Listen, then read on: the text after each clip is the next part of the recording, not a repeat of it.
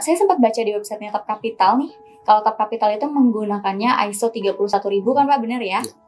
Kenapa sih ISO 31000 Pak? Nggak POSO yang dimana kan itu Amerika dan biasanya orang-orang berkiblatnya tuh Amerika gitu Pak? Boleh.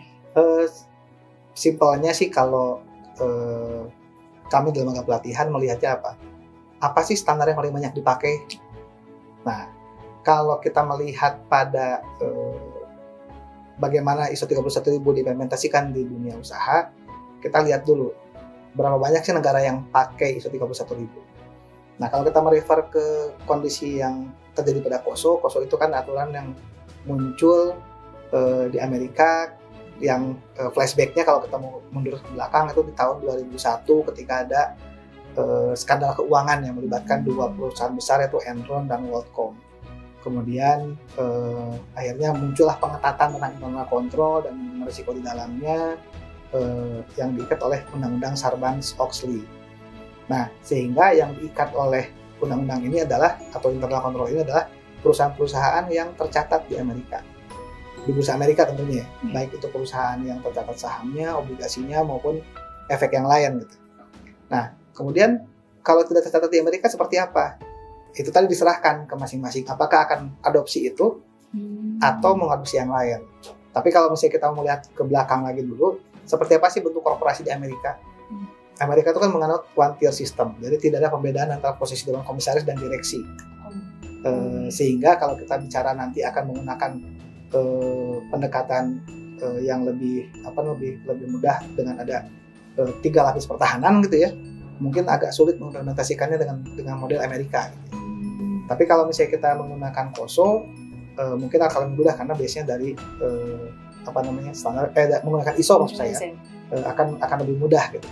Nah, sebelum kita lihat lagi kenapa kok kita pilihnya ISO karena ada sebuah riset ya yang menyebutkan bahwa ketika ISO 31000 keluar pertama kali tahun 2009, per tahun 2015 itu sudah lebih dari 50 negara yang secara jelas di dunia usahanya menggunakan ISO 31000 sebagai standar manajemen risiko.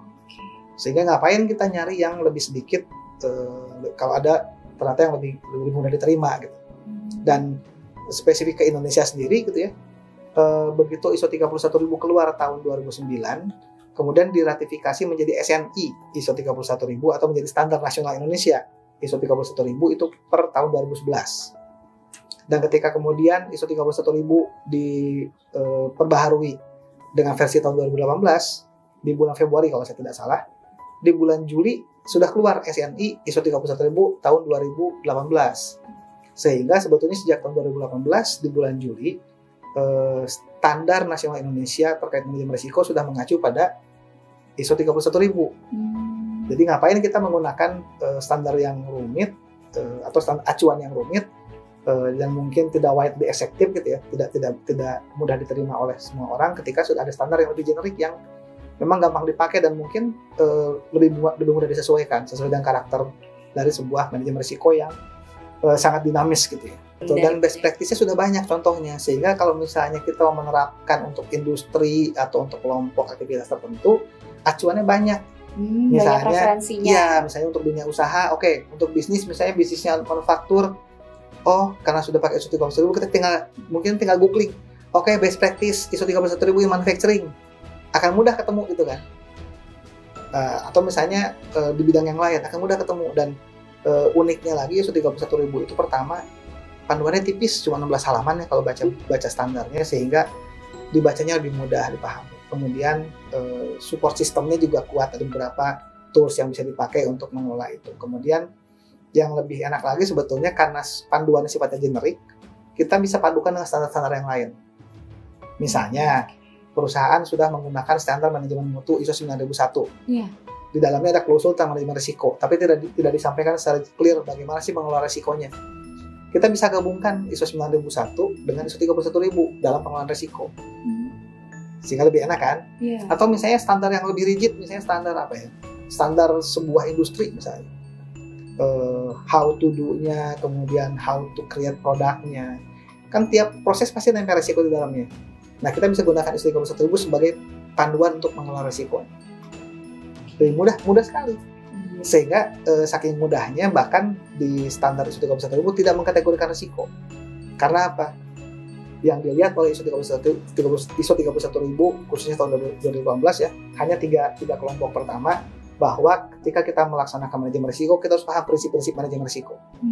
Ada 8 di ISO 31000. Kemudian bagaimana kerangka kerja menjalankannya? Butuh komitmen dari manajemen puncak. Berarti apa? Harus top manajemen yang komitmen dalam melaksanakan manajemen risiko.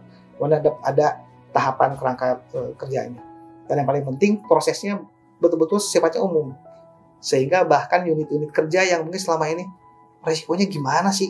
Saya nggak bisa kelola, saya nggak tahu caranya.